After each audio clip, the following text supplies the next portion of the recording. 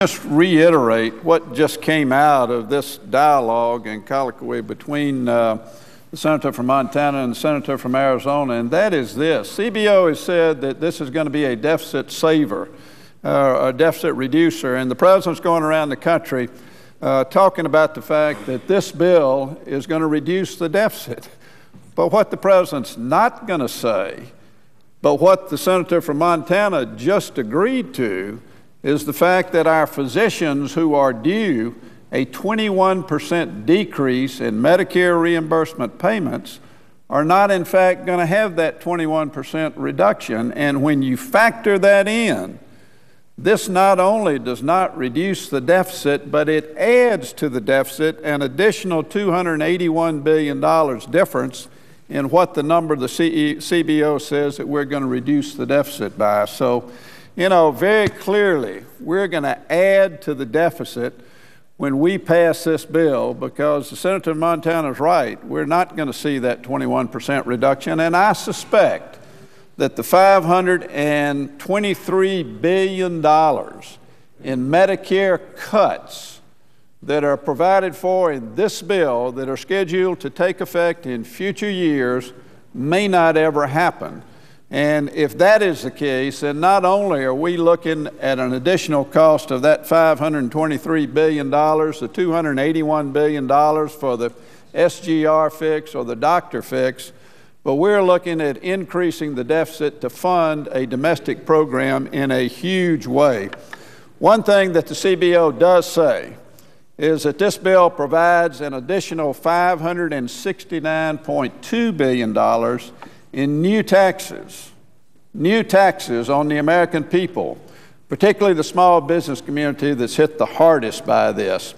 And Mr. President, I want to ask unanimous consent, first of all, that my entire statement be inserted in the record. Without objection. And also, Mr. President, I want to talk about a specific provision that is going to have an immediate direct impact on my taxpayers in Georgia. And that is, with the increase in the threshold to qualify for Medicaid going from 100% to 133% in my state, according to our governor, and he has run the numbers, that's going to cost the taxpayers of Georgia, in addition to their share of this $569.2 billion in additional taxes, an additional $1 billion per year the Georgia taxpayers are going to have to pay. We're in difficult times in my state, as all 50 states are right now. That's a new provision, a new tax.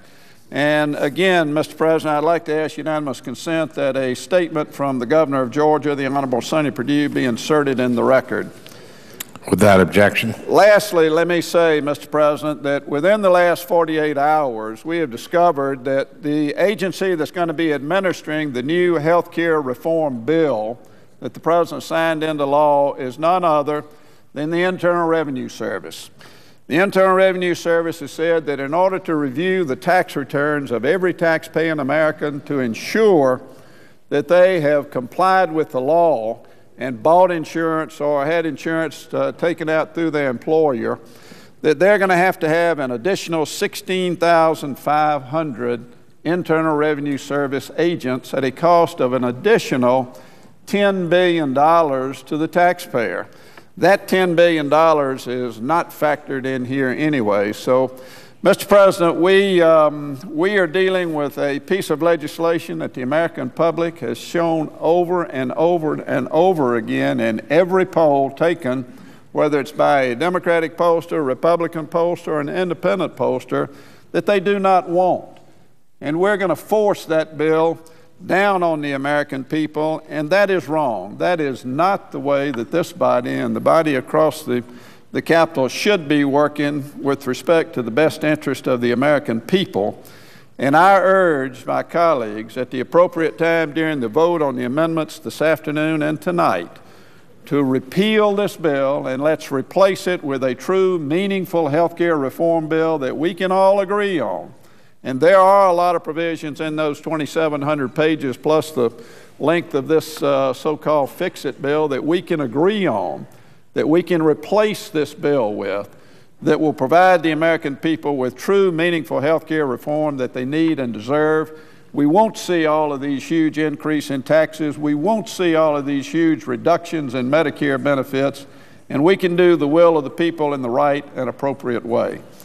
And with that, I would... Is the Senator yielding the floor?